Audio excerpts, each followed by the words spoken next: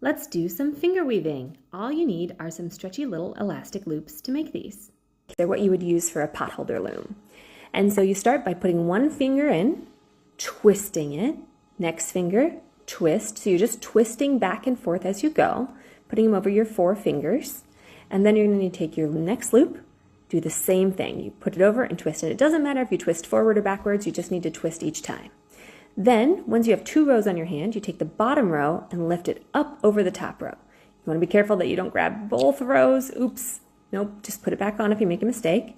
And then you're grabbing the bottom row, looping it up over the top. Bottom row, looping it up over the top of your finger. And if they slip off, again, just put them back, and then you can slide them back down your fingers. Then you just keep going. Add your next color, put and twist, put it on and twist, put it on and twist. And when you're on that final loop, just loop it through itself and pull to get an end.